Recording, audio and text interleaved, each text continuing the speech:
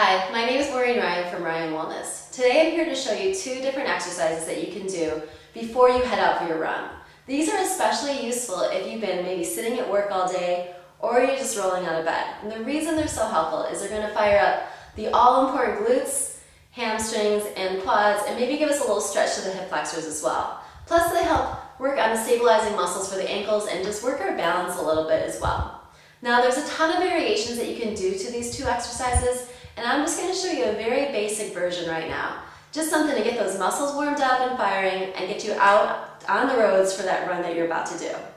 What I'm going to do right now is I'm going to turn facing this wall just to show you a side angle. I'm going to start with your feet about hip width distance apart.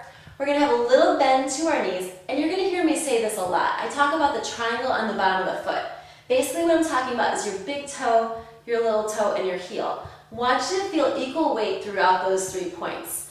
So for right now, I'm going to step my left foot back. It's a pretty large size step back. I'm going to find the triangle on the bottom of my right foot, and you notice that I'm just up on the toes of my left foot. My left heel is raised up, and both toes are facing towards the wall in front of me, as well as both of my hips.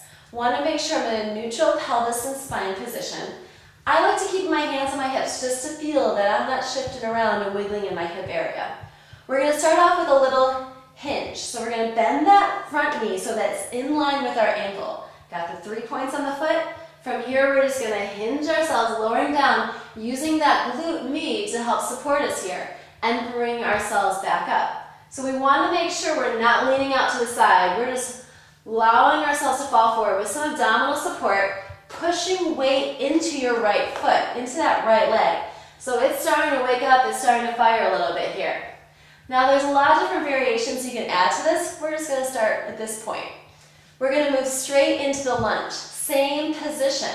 What I'm going to do is make sure I'm vertical at this point. So my earlobes, shoulders, hips, and as I lower down, my knee is going to be in line. We want to make sure that it's in line. We don't want it to have it forward so you're rounded and tucked here, or way too far back so you're arching in your low back. We want it to just be in line with our knee. And from here we're going to push through, straightening our front leg to get that quad active there.